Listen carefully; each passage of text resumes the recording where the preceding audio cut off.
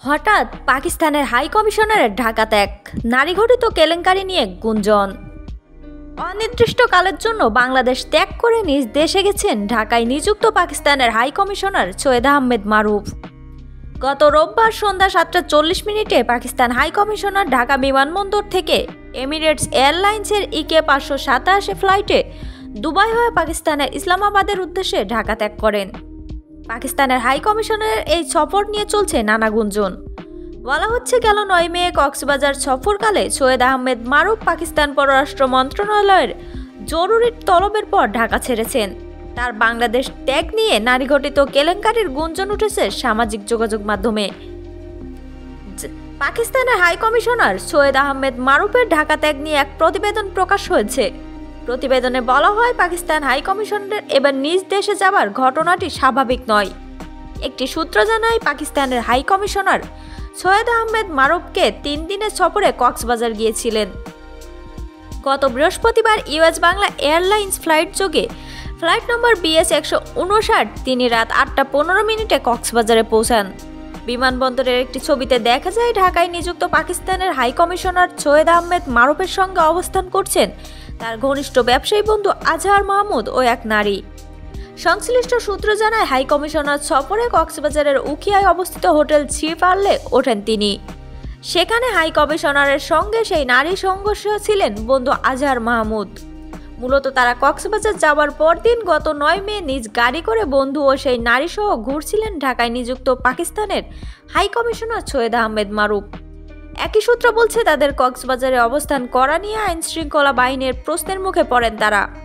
তখন তাদের পক্ষ থেকে ভ্রমণের উদ্দেশ্যে গিয়েছেন এমনটা জানানো হয়। কে সেই নারী? এই সূত্র থেকে সেই নারী ঢাকার জিগাতলায় একটি ফ্ল্যাটে বসবাস করেন।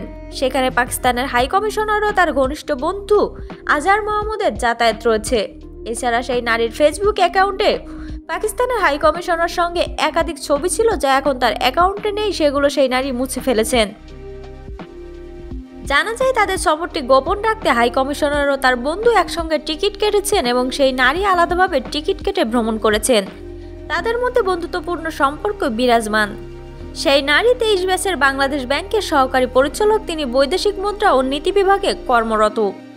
এ প্রসঙ্গে তিনি পাকিস্তানের হাই কমিশনার তার পূর্ব পরিচিত বলে স্বীকার করেন এবং কক্সবাজার হাই কমিশনার সঙ্গে সাক্ষাৎ হয়েছে জানিয়ে বলেন, পাকিস্তানের রাষ্ট্রদূত আমার পূর্ব পরিচিত, বিভিন্ন সময়ে তার সঙ্গে অনুষ্ঠানে গিয়েছি। আমি তার বিরুদ্ধে কোথাও কোনো অভিযোগ করিনি। পাকিস্তানের রাষ্ট্রদূত ছাড়াও অনেক দেশের রাষ্ট্রদূতদের সঙ্গেই আমার যোগাযোগ রয়েছে। কক্সবাজার পাকিস্তানের হাই কমিশনারের সঙ্গে একসঙ্গে বেড়াতে যাওয়ার বিষয় নিয়ে তিনি বলেন, আমার কাজিনদের নিয়ে ব্যক্তিগত ভ্রমণে কক্সবাজার গিয়েছি। রাষ্ট্রদূত তার পরিবারের লোকজন নিয়ে গিয়েছেন তার মতো করে। আমরা একসঙ্গে যাইনি, তবে কক্সবাজার গিয়ে দেখা হয়েছে তার সঙ্গে। এ সময় কক্সবাজারে একসঙ্গে ঘোরাঘুরির বিষয়ে তিনি দাবি করেন, কক্সবাজার গিয়ে তার সঙ্গে আমার দেখা হয়েছে হোটেলের লবিতে। পূর্ব পরিচিত হিসেবে তারা একসঙ্গে কফি খেয়েছেন এবং আরও অনেকেই ছিলেন। এটা বড় কিছু না। একসঙ্গে ঘোরাঘুরির বিষয়টি মিথ্যা। পাকিস্তানের হাই কমিশনার কক্সবাজার ভ্রমণের সময়ই তাদের পররাষ্ট্র মন্ত্রণালয় ও ঢাকায় পাকিস্তানের হাই কমিশনার তলবের ভিত্তিতে জরুরি ঢাকায় আসেন পাকিস্তানের হাই কমিশনার সৈয়দ আহমেদ মারুফ। সূত্র বলছে, হাই কমিশনার ভ্রমণ নিয়ে সন্দেহ হলে তারা ঊর্ধ্বতন কর্তৃপক্ষকে অবহিত করলে বিষয়টি পাকিস্তান সরকার অবধি পৌঁছায়। পরে তাকে জরুরি বাই রুটে ঢাকায় ফেরার নির্দেশ দিলে হাই কমিশনার তার সফরসঙ্গী সেই নারী ও ঘনিষ্ঠ বন্ধু আজহার মাহমুদকে কক্সবাজার ফেলেই ঢাকায় ফেরেন। পরে রোববার তিনি পাকিস্তান ফিরে যান।